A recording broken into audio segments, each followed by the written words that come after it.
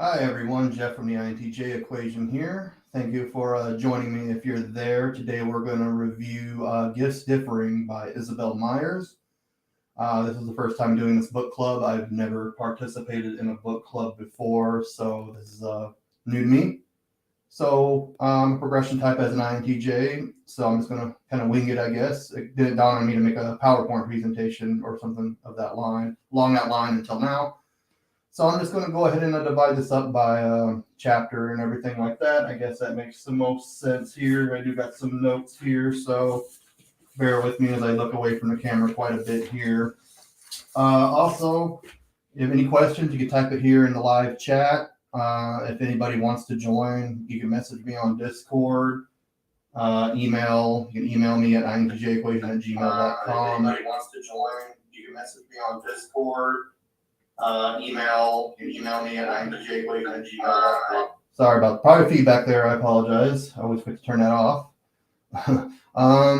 Anyways, yeah. So we'll go ahead and get started. I'm also monitoring my Discord chat, so go ahead and leave chats there as well. So we'll go ahead and get started.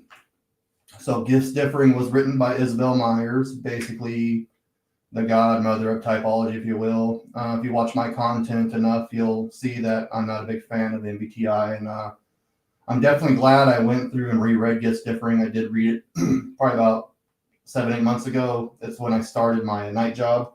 So I'm glad I went through it and thoroughly reread it. There are some good things in this book, but I'm definitely going to point out the good and bad. So we'll go ahead and get started. So we'll start with a preface here. The preface was written by her son, Peter, who wrote it after, I think she died. I believe she died in the 80s somewhere, and I think it was released in 1980. I think it was I don't remember exactly when she died and when it was released, so I apologize about that. Not good with dates. I don't have the SI. So Jung originally used his typology, which he admits he didn't flesh out very thoroughly, to basically talk about and type traumatic people and see why they weren't developing properly and individuating, as he called it. And Myers and her mom, Catherine Briggs, basically wanted to build an instrument to type healthy people. So they had a very different agenda there. So let's keep that in mind. And good for Isabel Myers here. She was an autodidact. She didn't have any fancy degrees or anything like that. And she typed herself as an INFP. I don't know how true that is. I think we all know that MBTI is not all that accurate. I think any test or any metric for typing is always going to have some flaws. So we'll definitely keep that in mind as well. So she basically was an autodidact, like I said, and she taught herself statistics and everything else she needed to do this. And she eventually tested 5,000 med students and 10,000 nurses, along with a whole lot of other people. So very good on her to do all that. And we'll go into chapter 1 here. So perceiving here, so she just talks about a lot about perceiving and judging here. I think this is what she basically used to kind of make her metrics, to make her basically her typology system, the instrument that she uses, the MBTI. She really didn't have a goal to basically, she just wanted to type people how they were coming off, basically. So the introverted types are the opposite of their J and P, basically like an INTJ. They're technically, in her book, judgers, because she basically judges it off their first extroverted function, which is TE. She also doesn't talk much about the tertiary or inferior function, and definitely doesn't talk about the shadow function. So, but she does mention a shadow here, which I'll get into here in a little bit. But anyways, she just basically made the perception and judgment, which was what Jung talked about, the irrational and rational functions. The irrational functions were the sensing and perceiving functions, and the intuition functions, and the rational functions are thinking and feeling. So basically, the judgment functions are the F and T, and the perceiving functions are N and S. And it does seem like during this whole book, she does have bias towards introverts in a weird way. I'm not sure why. Maybe she was reflecting on her subconscious there, her ESTJ duality side, which definitely looked like she was striving to do as she is an INFP with all this book is just loaded with statistics and studies and stuff like that.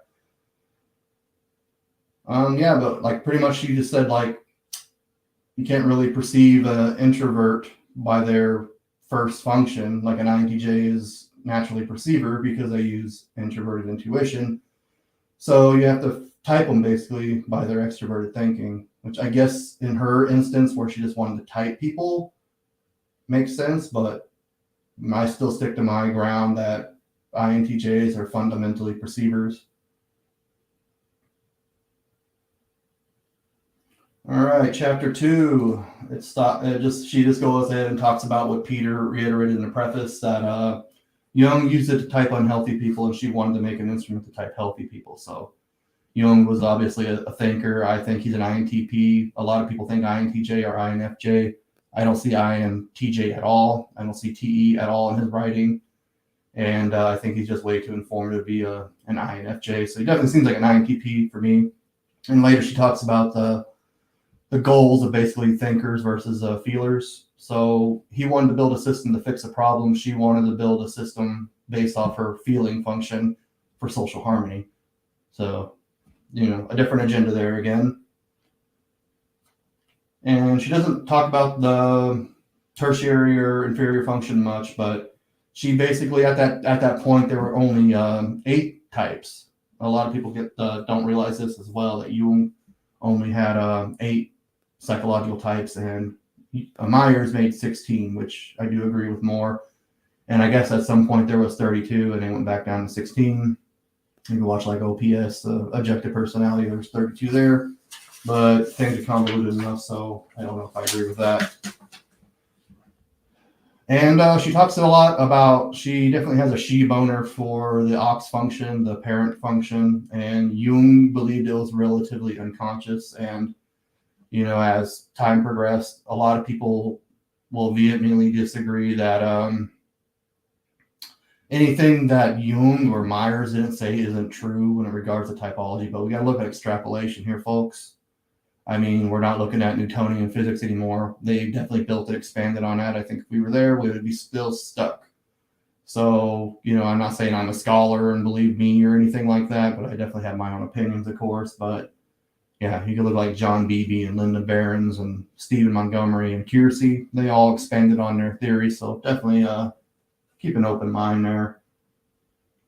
But we all see like OPS has the jumpers, and there's the loop, the NIFI loop, and whatever type you may be has their own loop. So not every type is dependent on the auxiliary function. So I think that could be leading to a lot of the mistyping that is MBTI and MBTI related tests. The questions there are very leading, and it's like, what do you do at a party? Do you drink and party, or do you kind of stand in a corner and talk to a few friends? Or, if you know enough about MBTI and you want to believe you're an INFJ, you can test as an INFJ pretty easily, even with a practitioner there. So keep an open mind as usual. And we go to chapter 3 here. I don't know how long this is going to last. So yeah, like I said, I'm just playing it by ear.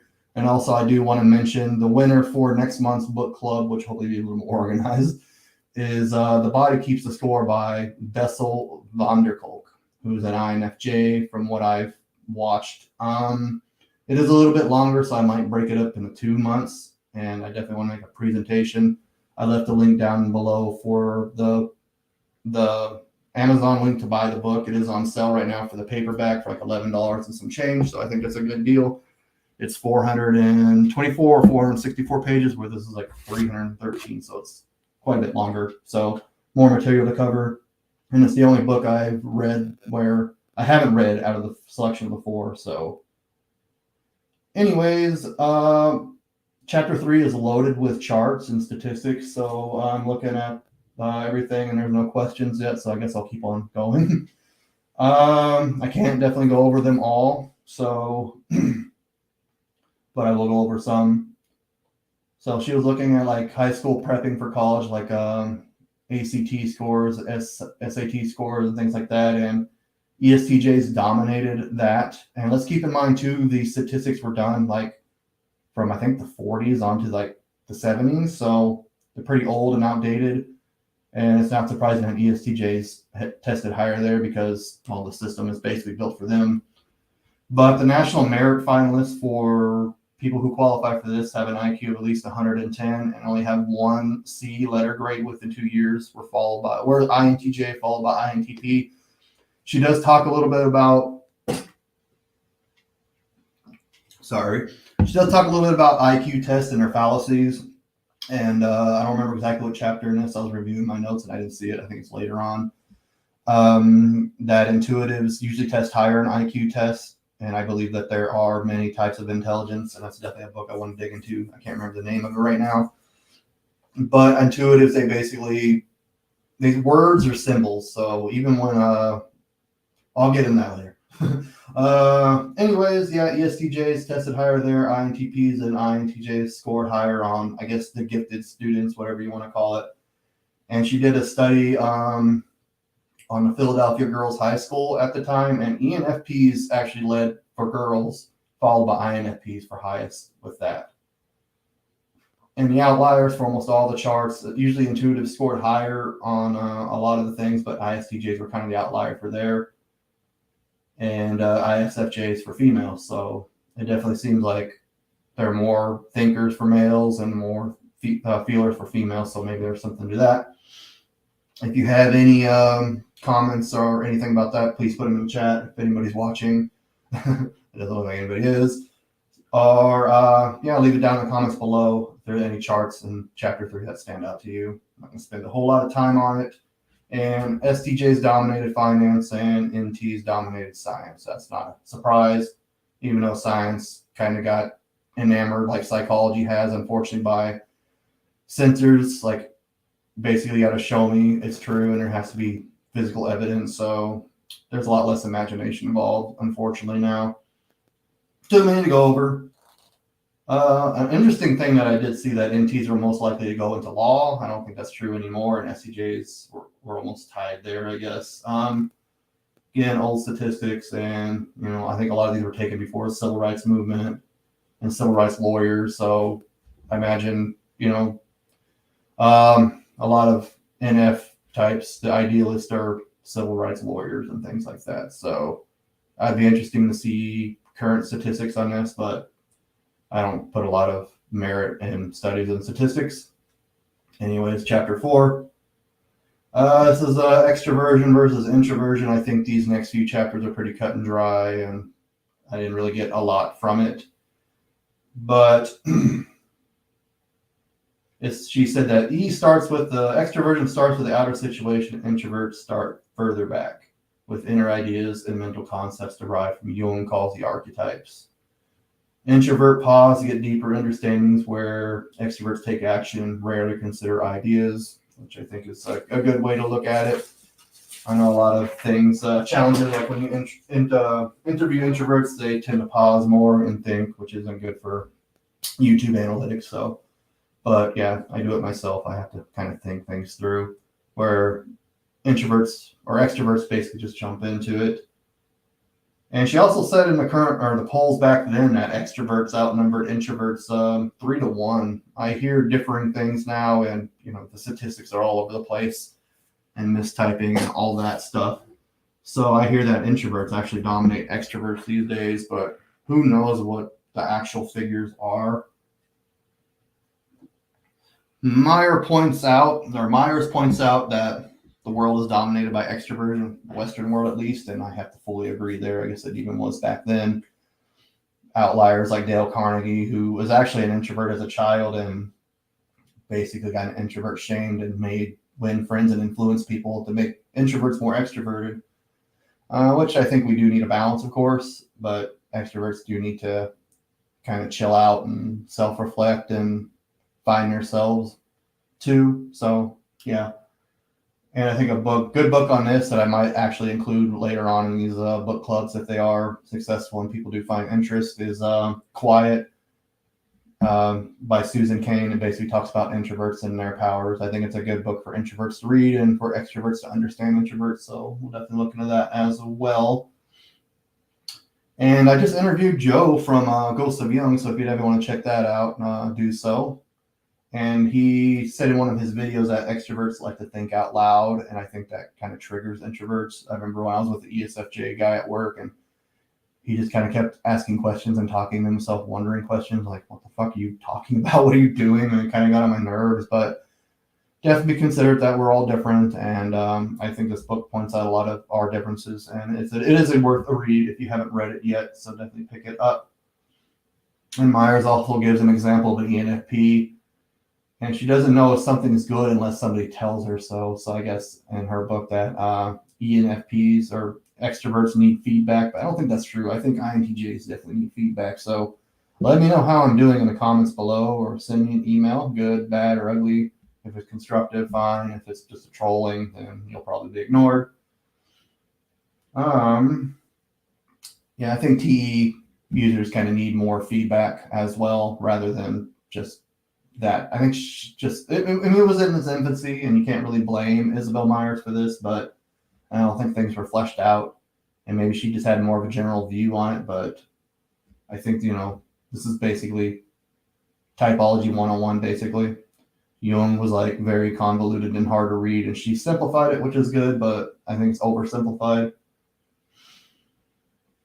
Myers also points out that she thinks extroverts they consider then do. Maybe I wrote that down wrong. I have horrible notes. But, this again, it wasn't fleshed out again. If you look at Linda Barron's interaction styles, there are the progression types, which INTJs are. They just want progression for progression's sake, and they kind of do things by trial and error. And they're the control types who try to flesh out everything and get everything right the first time, and they really don't take action until they feel comfortable doing so. I think there's a big misperception that INTJs are control types, and this is how we get stuck in analysis paralysis. Things have to be perfect in our mind. If they're not perfect, we are too afraid to take action with our SC inferior. And there's also the TI cynics down in the shadow, where we kind of don't think we're smart enough. Or we could think that we're smarter than everybody else. It's kind of weird how we think that we're the smartest people in the room, but we're also the stupidest people at the same time. INTJs can be kind of interesting in that way. And INFJs kind of do it similar with their FE, FI functions. Chapter 5 is pretty cut and dry as well. It's just S versus N. That sensors, it's a very frustrating thing for intuitives with sensors. I'm going to re-edit this. That sensors just need things that are right there in front of them. They use their 5 senses, and if they can't perceive it with their 5 senses, it isn't real. And intuitives are more imaginative, future-oriented, thinking about possibilities and what ifs. Chapter 6 is thinking versus feeling. Thinkers, like I was talking about how Jung wanted to, he's definitely a thinker in my book, an INTP, and he wanted to use typology to help unhealthy people kind of individuate and fix the world problems. And T kind of will, in an unhealthy sense, neglect people and social structures. As F will put people first and do what's right. Like Isabel Myers wanted to make her typing system the MBTI for social harmony, and I guess basically for shits and giggles. So people can know each other in a healthy sense. So 2 different agendas, 2 different things. So kudos to both of them. Chapter 7 was judging versus perceiving, which she did talk a lot about here, which I'm not a big fan of. Nothing stood out here for me. If it did, go ahead and chime in if anybody's watching. Pretty basic.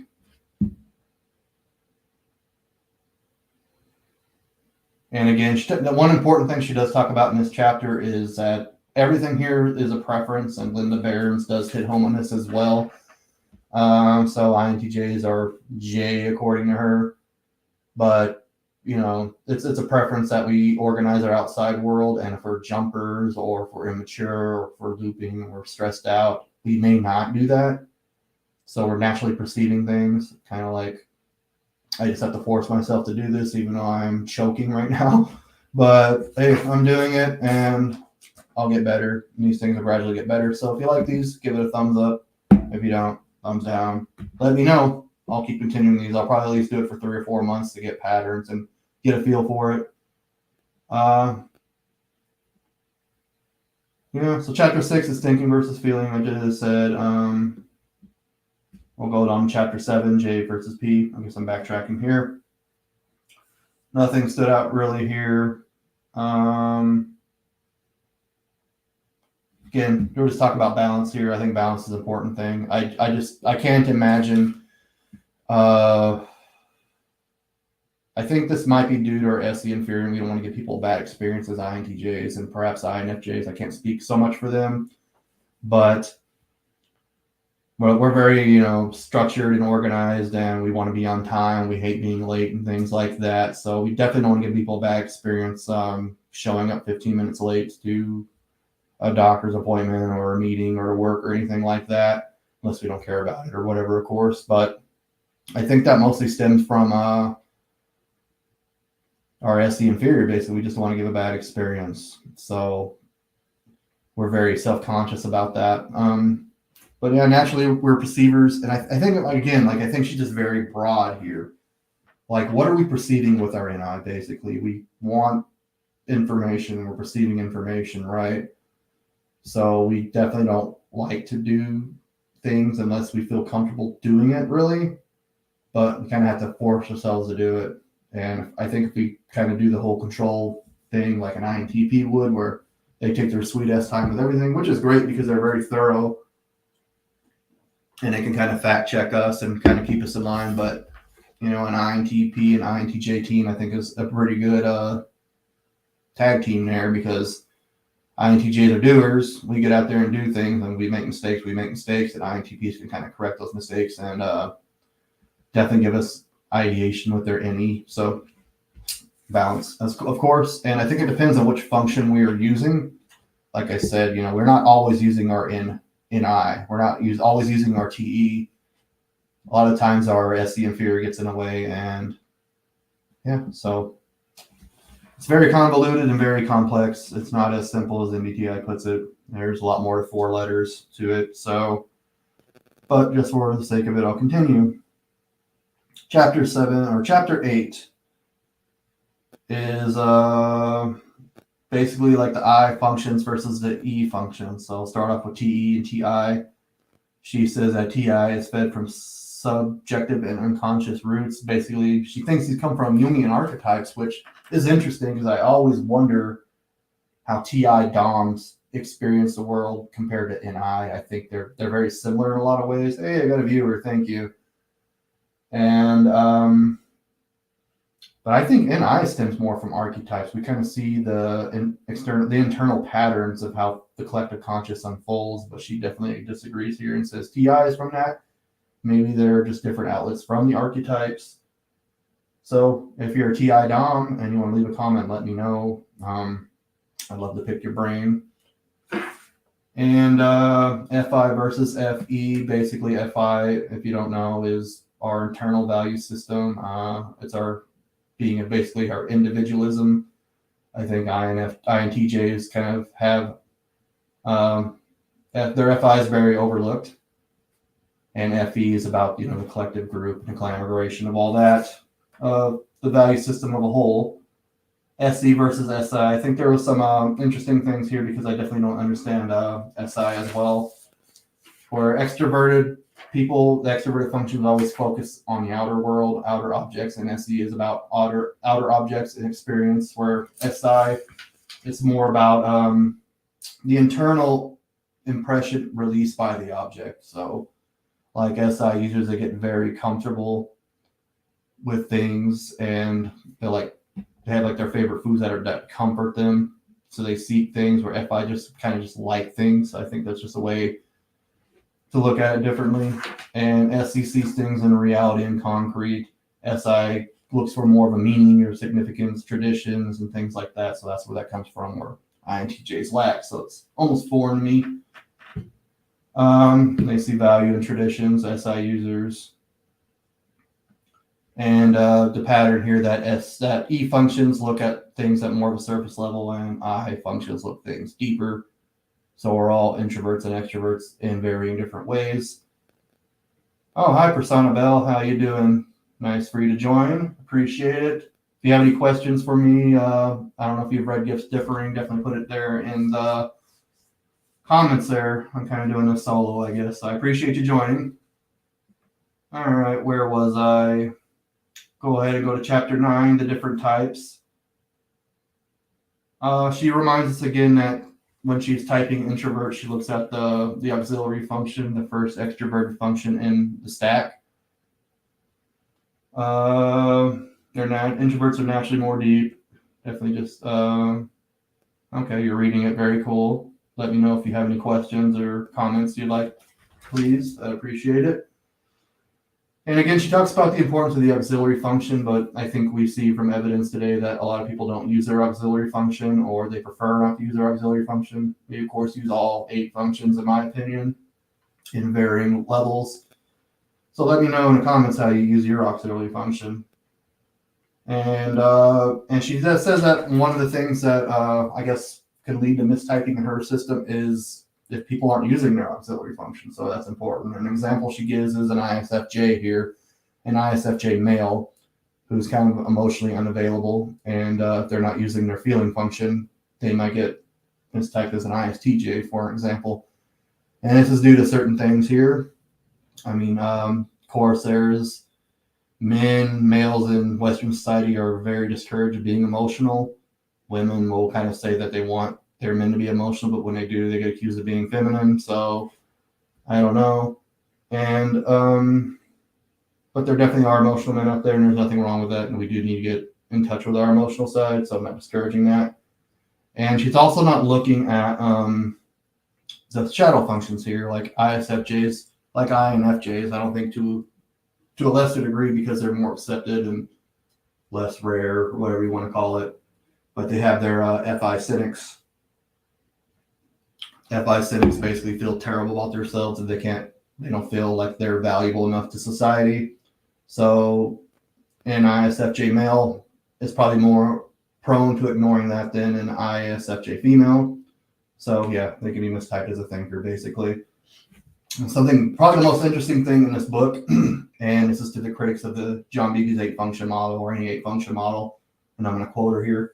It is well to understand the shadow, as it explains some curious contradictions in people. If a person's apparent preferences indicate a given type, yet he or she has behaved in a way wholly alien to the type in question, consider the quality of the act. If it was inferior to the person's usual standard, it may have been a shadow at work. So she does admit here that there's a shadow, and Jung talked about the shadow. And if you're unhealthy, you're in a bad mood, you're hungry.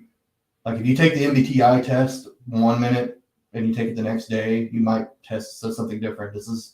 I see something with younger people, especially, like on Reddit and stuff, like, oh, I tested as ISFJ, then I tested as INFJ, then I tested as INTJ. You might have just been hungry and answered the questions a little bit differently. So again, I don't know what the experience of an MBTI practitioner is. If you've been typed by an MBTI practitioner, please let me know.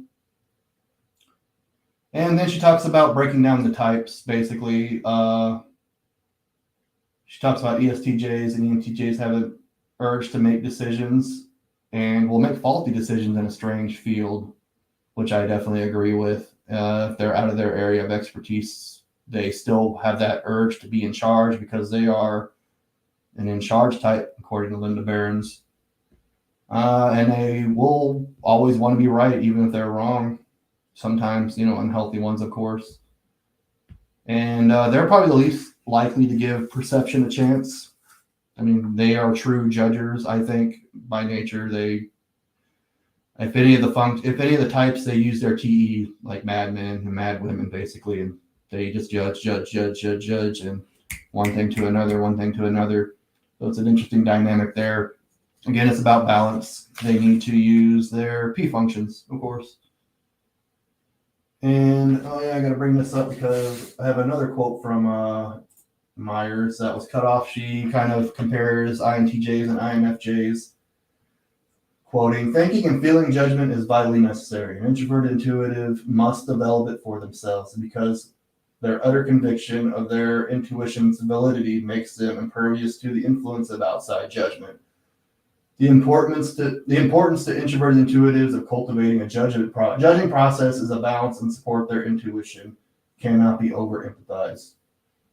Again, I think she's summing up here that INJs are natural perceivers, and if we don't develop our auxiliary function, we're kind of screwed, and we get in the NIFI and ITI loop. So, yeah, I know I'm hitting that point along, but that's the biggest criticism I have towards the MBTI. Where was I here? Yeah, sorry, Arlinda. Yeah, I my lack of SI, I put the wrong date there. I apologize, I put the wrong date. Thank you for joining, though. If you have any questions, I know you did read Gifts Differing, so thank you for your support. I'm sorry for putting the wrong date. My bad. Been a lot of that lately with Ghost of Jung, with Joe. We kind of had a miscommunication there, so I apologize for that again. I dropped the ball there. Thank you for forgiving me, Arlen. I appreciate that. All right, next page here. Let me go ahead and check Discord real quick. So if you're watching this live stream, there's going to be a lot of heavy editing, so I'll probably make this private afterwards and edit it. Nothing there, so we will move on. All right, and also another point I want to make about the last quote that we made, FE and TE trickster, we can be very gullible until we kind of develop our inner bullshit detector, and I'm referring to INTJs and INFJs here. I remember when I was young, I would believe anything, basically. I don't have that FE to kind of see what people's intentions are, really, I think. And just being abused and neglected and manipulated by people over and over, that stimulates any opposing personality to be very, very distrustful of people. So I think that's something that she pretty much mentions there with the shadow and the NI DOMs there, just something just pieces I put together. All right, and another quote there. I'll skip that one because I butchered it. I'm so bad at taking notes. I apologize. Oh my God. Next one, if you haven't read yet, The Body Keeps the Score was the winner. It was 5-3. None of the other, and second came in Neuroscience of Personality by Dario Nardi. So we'll be reviewing that next month. I forgot the date, but yeah, it's down in the live stream. I think it's November 7th or September 7th or something like that. So I'll definitely make a PowerPoint presentation, be a little more prepared for that. Chapter 10 is talking about the use of opposites and dichotomies, basically. And she did, again, I agree. She talks about balances, and you need to kind of work on your weaknesses and balance everything out. She talks about E-types and F-types are more likely to be able to express themselves and use tact to kind of get what they want. I guess in other ways of being manipulative. I think manipulative is kind of a neutral term there. I agree with C.S. Joseph there. And she also talks about you need to develop your weaknesses to get what you want. I think INTJs and maybe INFJs, I don't know if you have any insight on this persona bell, that we just don't really talk to people, and we kind of have to manipulate systems to get what we want. And it's an interesting way we go about it, I guess. We kind of just ignore the whole people things unless we can kind of know that we can manipulate them. Not in a bad way necessarily, but I guess a lot of times in a bad way. To kind of meet our own needs.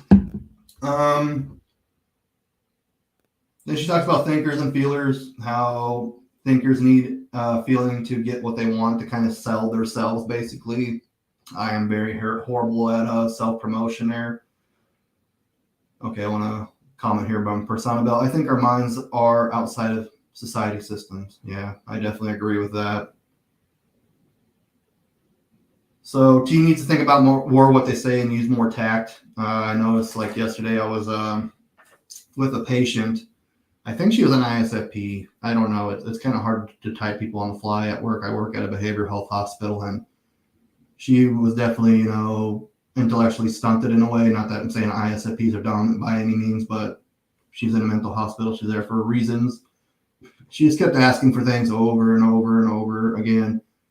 And one of the other people that worked there looked up a number for her, and I just got a little frustrated with her, and I basically told her, basically what the tech told her, that she couldn't find the number that she was looking for, but she found the number to the headquarters. So I just used my TE basically and kind of steamrolled and solved the problem pragmatically, and she just didn't appreciate that, I guess. So I could have took the time and felt out what her needs were. And she does have special needs, again, because intellectually challenged. I think she's schizophrenic or something like that. But yeah, I wasn't trying to be rude, but I came off as rude. So I agree there. Thinkers definitely could use feeling more. And feelers need to use thinking more to make tough decisions and to analyze a concept or an idea. Basically, like a big example here that she uses, like thinkers have less of a problem firing or disciplining somebody in a work setting, where feelers would have more of an issue for that. I think I never had to fire anybody, but that would be kind of tough unless they just totally had it coming. But yeah, again, balance. Yeah, she was very sensitive. We did talk about it later on, and we kind of gave our sides of the story, and I ended up helping her with her clothing issue that she had. So yeah, I kind of swallowed my pride, and she swallowed hers. So I think that's definitely very good for both of us there. She also talks about here, which I don't agree with, that feelers kind of ramble on and they need to keep it short and concise. I think feelers have more of a tendency to kind of beat around the bush and not express themselves directly. But going back to Linda Barron's interaction styles, there's direct communication style and there's the informal communication style. Like an ENTP male or an INTP male might just go on and on and on and kind of beat around the bush, where I don't really think this is a thinking thing. I think it's more of an interaction style thing, where it's direct versus informative. Like an ENFJ, they can be very direct, actually, and they'll tell you exactly how they think or feel, especially with their TI inferior. You look at like Neil deGrasse Tyson, the dude always has to be right. I enjoy the dude. He's a very entertaining guy, but he always has to be right. And Myers claims that thinkers feel things need to be short and sweet. But again, ENTPs, there's nothing short and sweet about them. I love ENTPs and everything, but they're all over the place. And the next chapter, or the next section, I should say, is about intuition versus sensing. And she talks about how sensors get frustrated with intuitives because, and I was just responding to an ESTP on Reddit, how he gets pissed off at NI DOMs. Oh, and Arlinda has a question here, Cinemock. It's hard to emote with a third slot FI. She agrees. She's typing something, so I'll come back to that. Yeah, an ESTP was venting on Reddit that he gets pissed off at NI DOMs because we don't like experiences and that we're in our own world, and we will shut out things that is not in our vision, and it's very frustrating to him. I responded. I don't think I got a response from him yet, but I kind of gave our side of the story that INTJs, I don't know if INFJs feel this way. Go ahead and chime in, Personabel, that we have very limited social energy. I know you said that you had some other stuff going on too as well, which I won't mention, of course. But we need to, I don't know if it's a TE thing, maybe it's an FE thing too, but we kind of ration our basically our social energy. So like if I go to work, I heard Joyce talking about this on her channel, Joyce Ming, when she was talking to a bunch of female INTJs, that we need to pause basically, and we'll kind of organize our energy as needed. Like I know when I go to work, it can be hectic for the first few hours, so I'll sit in my car for 5-10 minutes and I'll just kind of think, okay, I'm going to do this and I'm going to do that. I kind of plan out what I'm going to do with my social energy. So, and what Persona Bell says, selective about SE exposure. Yes, we are very selective about it because we can kind of see SE DOMs, and this is what I responded, as very impulsive, very reckless, and that we do need to expend our energy. Enough on that, I suppose.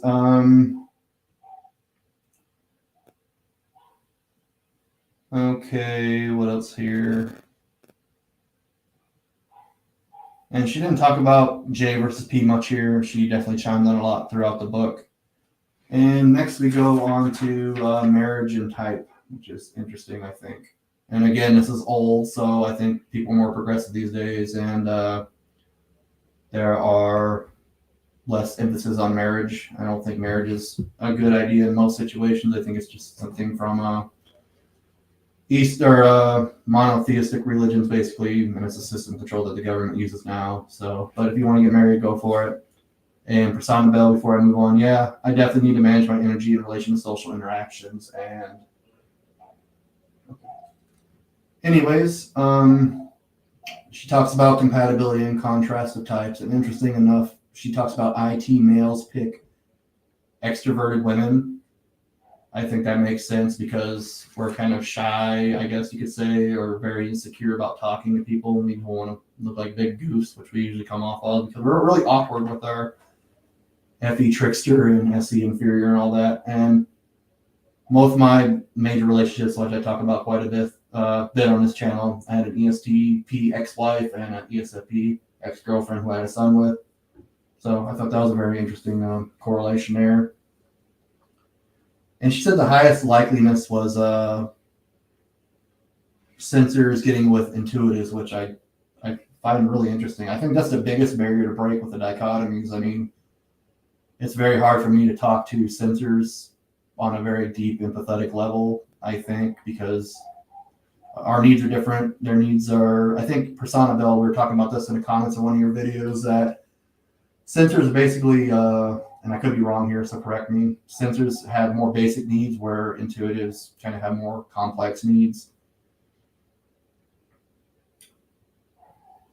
And Persona Bell comments, I think that extroverts often initiate relationships with introverts. Yes, there's all those memes online that extroverts adopt introverts and stuff like that. So maybe it's true. I haven't had that in a long time. When I was younger, it was more so, but as I get older, I think people have less sympathy for you. And I think a big conception out there is like, if you're 40 and you haven't changed your behavior by 40, you're a lost cause, basically, and people kind of forget about you. I don't know, 40 is a hard number, but yeah, I guess we'll see.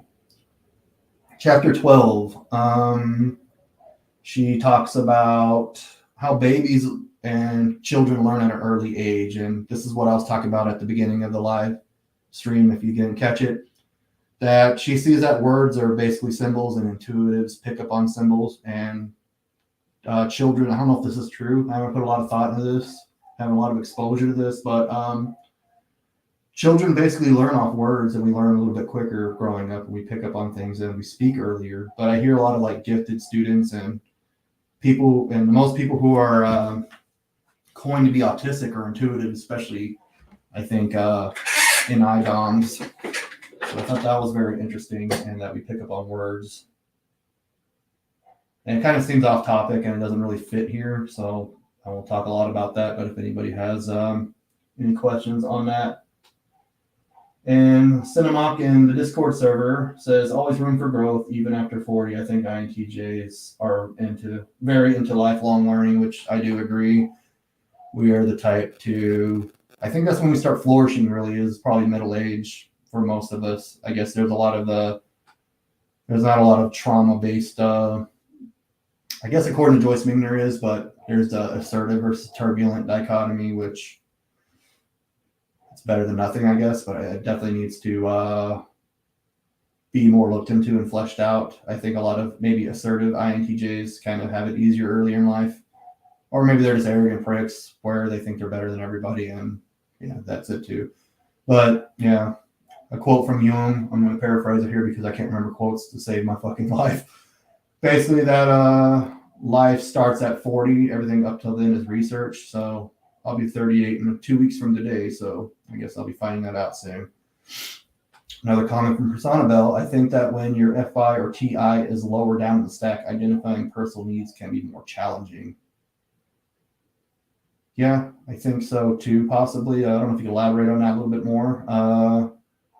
I think we're least likely, I don't know about TI, but with my FI, I'm definitely least likely to express my needs, especially with my situation growing up. My needs were made very clear by my family that they're not important. So that could be a case-by-case basis too.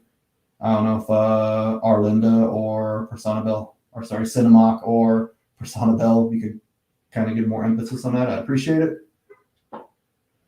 And 13 goes into learning styles. Chapter opens up a quote from a teacher. One of my greatest frustrations of teaching, remarked a teacher in a discussion about type, is that you're always robbing Peter to pay Paul. You design something to reach one group of students, knowing that in doing so, you are going to turn off another group. It is sort of comfortable to find a way there's perfectly understandable explanation. And I think these days with teachers, a big frustration I had with talking to teachers from the 90s on, I don't know exactly when it was implemented, is it's called No Child Left Behind. I like to call it No SJ Child Left Behind. Basically, it's a curriculum that teachers can't deviate from. And please, if there's any teachers out there, correct me if I'm wrong, that they have a very strict curriculum and it's catered to SJs, especially STJs namely. So I talk about this a lot, like ADHD and stuff, and this does break my heart. And again, if you have ADHD, I'm not discrediting you. I do think it's a real thing. I think it's just vastly overdiagnosed. Get things going types, ESTPs, ENTPs, ENFPs, ESFPs, and ENFJs, or ESFJs, excuse me, are get things going types, and they have a hard time focusing on finishing things. And I think because they don't really flourish in a system where they can't sit in a classroom and read a book for 6 hours at a time. They are deemed ADHD and they're given these horrible drugs, which are beneficial in some cases. It's a case-by-case basis, but again, it's a case-by-case basis, not a one-size-fits-all thing. And I definitely can envision a world where curriculum is divided by types, and one type will learn a certain way and another type will learn a different way, and we'll kind of integrate ourselves.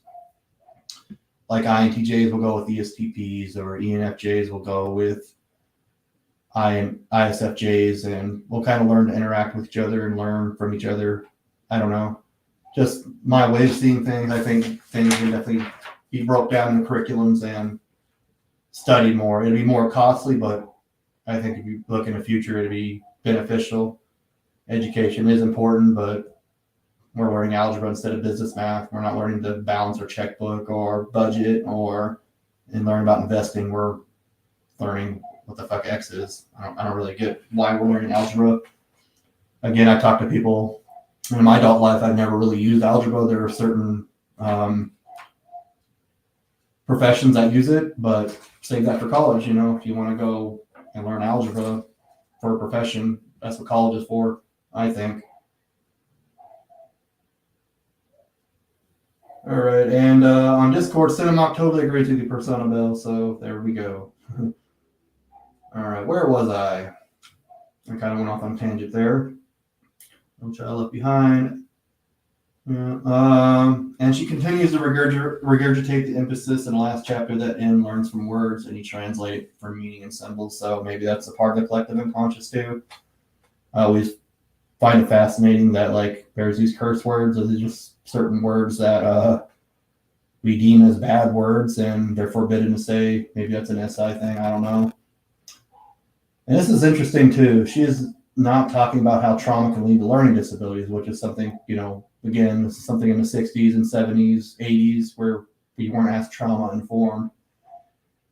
And people tend to blame emotional issues or low IQ with sensor kids that have never learned from sound symbols.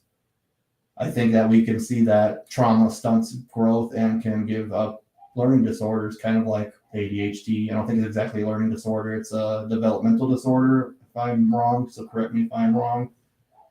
And definitely something I'm interested in, the neurosequential model of therapeutics by Dr. Bruce Perry, which is a book I might include in the book club one day. It's not for the faint of heart. It talks about children that he worked with. He's a psychiatrist and a neurologist, and just how trauma stunts their brain growth. And I actually had an NMT assessment, which if I can get my hands on, I might share at some point. It basically talks about how trauma stunts brain growth, different parts of the brain, and how certain therapeutic interventions can basically correct that. So it's a very interesting process. All right, chapter 4, type and occupation. I think this is one of the last chapters here. Looks at careers, and like intuitives look for careers where they can be creative and think of possibilities. I think intuitives are definitely more limited, and intuitive careers require a lot more education. And again, I'm talking about how the education system is catered for STJs. So intuitives, we're a minority there, and then spoken minority. So, and I'm not trying to make this a giant pity party for us.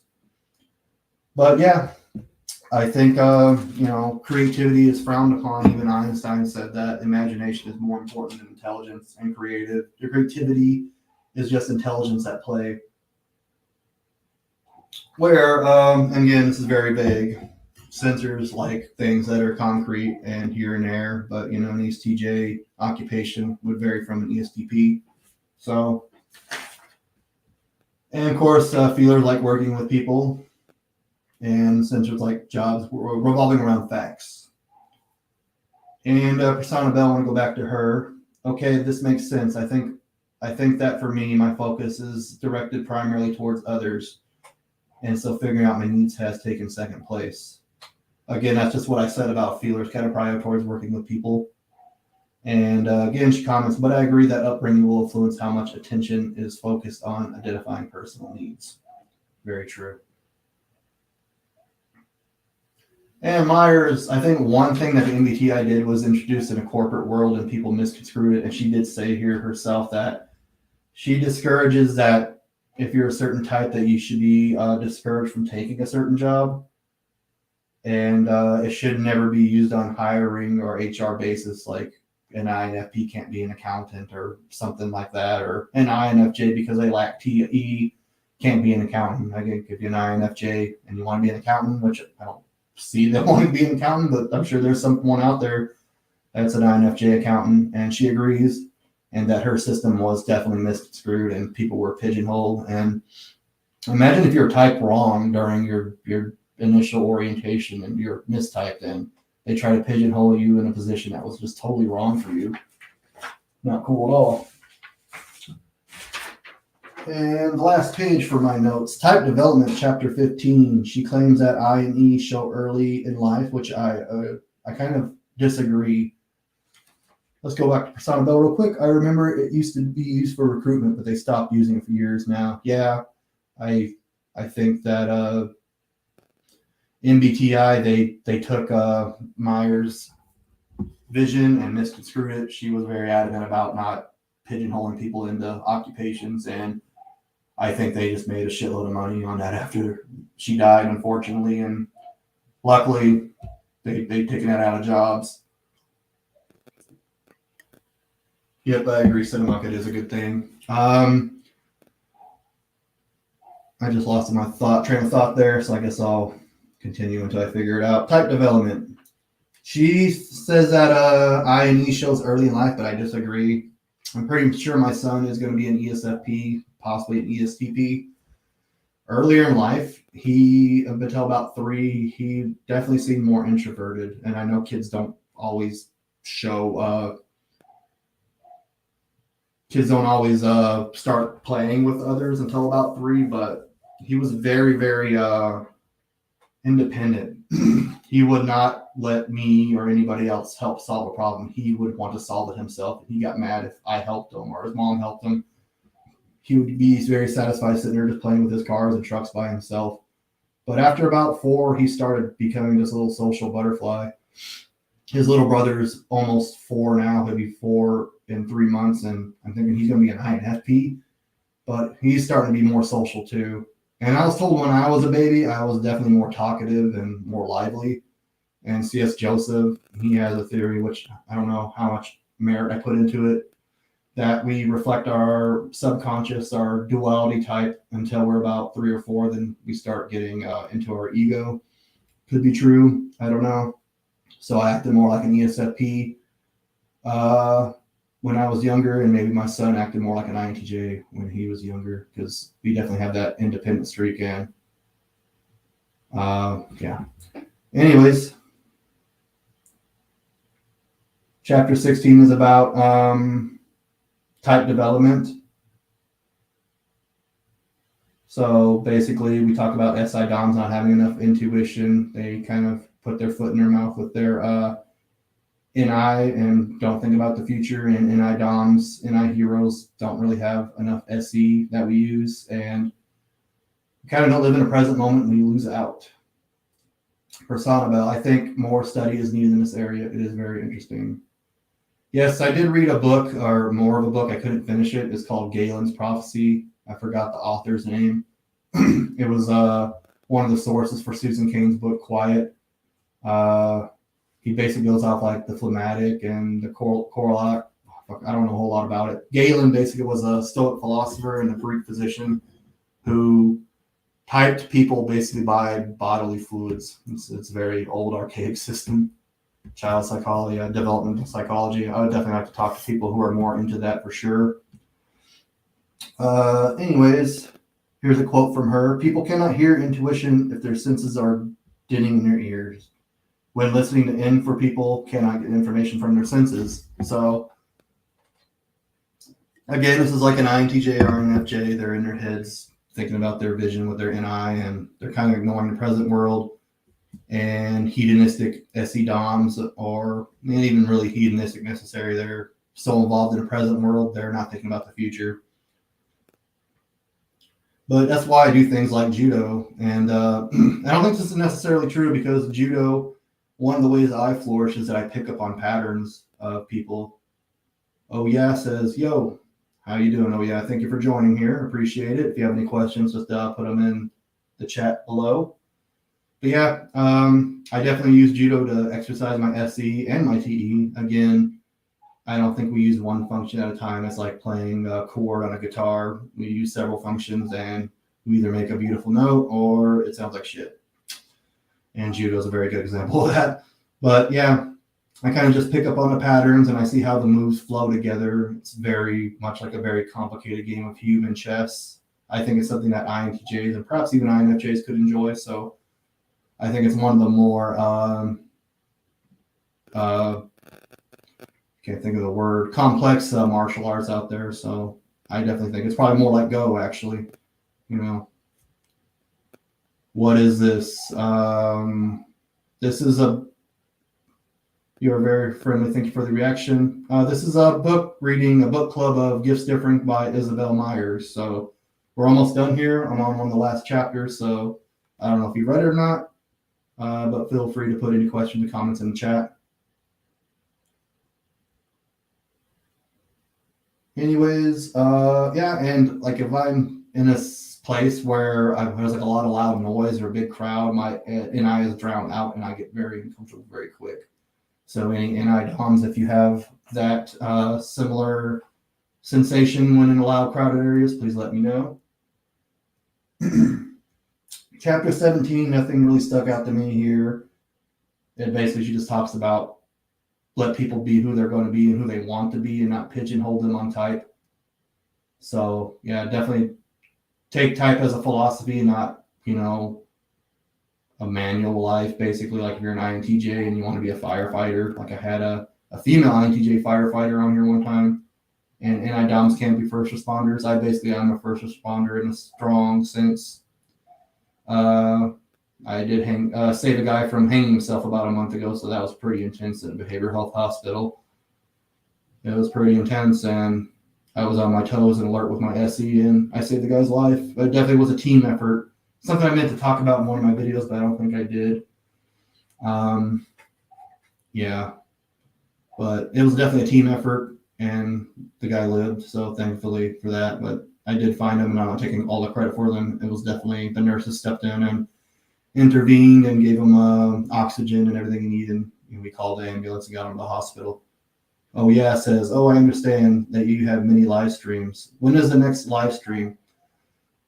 I haven't had any interviews lately coming up, so I don't know if there's going to be a podcast where I interview somebody. But the live stream for the next book for next month is The Body Keeps the Score. I believe it's September 7th, but the link is down below in the description, so that date should be correct.